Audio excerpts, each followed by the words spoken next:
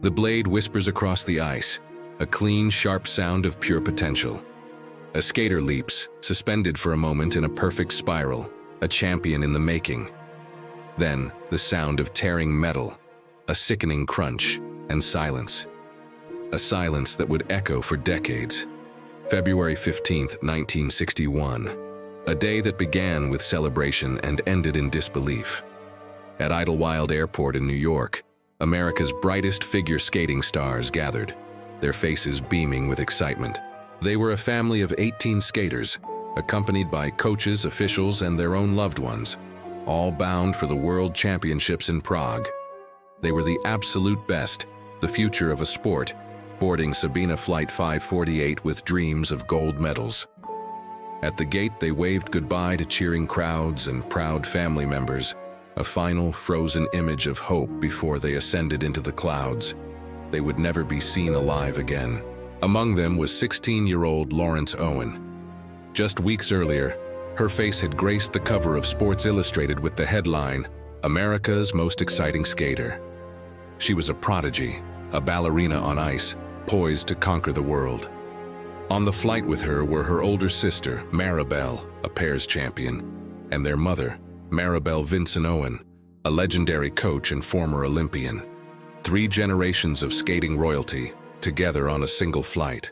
They were joined by pairs champions Ella and Ray Hadley Jr., and the stoic, graceful Bradley Lord, the men's national champion. Each one carried the weight of a nation's expectations, and they carried it with effortless grace. Their journey across the Atlantic was smooth, a routine transatlantic flight filled with chatter, laughter, and last-minute strategy sessions. As dawn broke over Europe, Flight 548 began its final approach to Brussels, Belgium, for a scheduled stopover. The Boeing 707 was a marvel of modern aviation, the pinnacle of jet-age travel. But as it descended through the morning haze near Brussels' Zaventem Airport, something went terribly wrong. Air traffic controllers watched in confusion as the plane, which should have been on a straight approach, began to circle the airfield. Once, twice, 3 times. It was a strange, unscheduled holding pattern. On the ground, farmers looked up, puzzled by the low-flying jet. Then the plane's nose pitched up sharply, climbing almost vertically into the sky before stalling. For a terrifying moment, it hung there, motionless against the gray sky, before its wing dipped and it fell. It plunged into the frozen ground of a Belgian farm field, a metal coffin falling from the sky. The impact was catastrophic. A bright, violent explosion sent a plume of black smoke billowing into the air, visible for miles. All 72 people on board and 1 farmer on the ground were gone in an instant.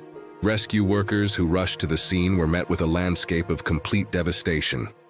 The wreckage was strewn across a vast area, a chaotic jumble of twisted metal and personal belongings. The scene was eerily quiet, the silence broken only by the wind whistling through the debris. Investigators began the grim task of piecing together what happened. Among the scattered fragments, they found items that seemed impossibly preserved. A bouquet of red roses, still fresh. A set of perfectly sharpened ice skates, their blades glinting in the faint light. A letter from a young skater to her fiancé, filled with plans for their future.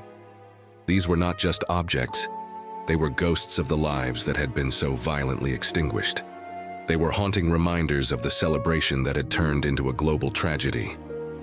Back in the United States, news of the crash spread like a shockwave. Families who had waved goodbye just hours before now stared at television screens in horror, their worst fears confirmed. In Prague, the halls of the arena, prepared for the World Championships, fell silent. The remaining international skaters, many of whom were friends with the American team, were inconsolable. After a somber vote, the International Skating Union made an unprecedented decision. For the first time ever, the World Championships were canceled. Out of respect, out of grief, the world of figure skating stopped turning. The sport had lost not just its stars, but its heart. In the aftermath, the official investigation began.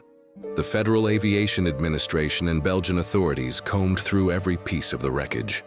The flight recorders, less advanced than today's black boxes, offered few clues. So theories began to emerge, whispers in the absence of answers.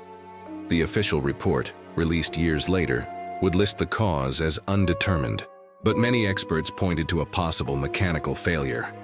Specifically, they focused on the jet's tail stabilizer, a crucial component for controlling the plane's pitch. Did a bolt shear off? Did a control cable snap during the critical moments of landing? This remains the most widely accepted theory, a tiny mechanical flaw leading to total loss of control. Yet, other more disturbing possibilities were considered. One theory suggested the pilot may have suffered a sudden medical emergency, like a heart attack, during the landing sequence. In his final, agonizing moments, did his co-pilot, in a state of panic, pull back on the controls when he should have pushed forward? This phenomenon, known as control reversal, is a reaction under extreme stress. The plane's final, desperate climb into the sky seems to support this tragic scenario. We will likely never know for certain. The truth of those final moments is lost, locked forever within the shattered fuselage buried in that Belgian field. The unanswered questions only deepen the haunting nature of the tragedy. The loss of Flight 548 didn't just end lives, it wiped out an entire generation of a sport in the United States.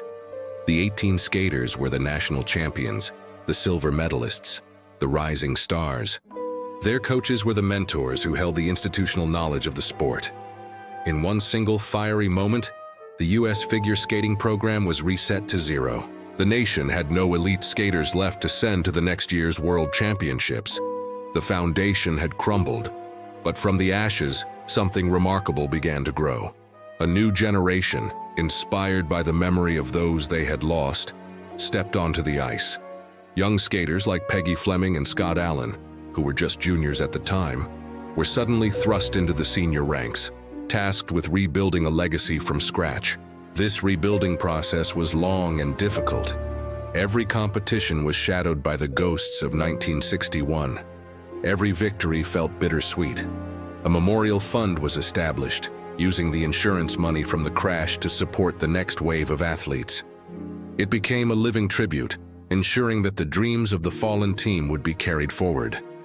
Every medal won by an American skater in the decades since, every Olympic gold, every world title, is, in a way, built upon the profound loss of that day.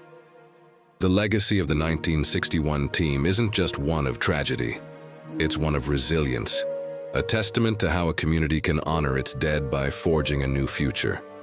But the story remains a chilling reminder of how quickly triumph can turn to terror, how the brightest futures can be extinguished in an instant. It forces us to ask a haunting question. How does a nation recover when its brightest stars fall from the sky? The stories we think we know often have darker, more complex truths hiding just beneath the surface. If you want to uncover more real stories that are more terrifying than fiction, make sure to subscribe and click the notification bell. Thank you for watching.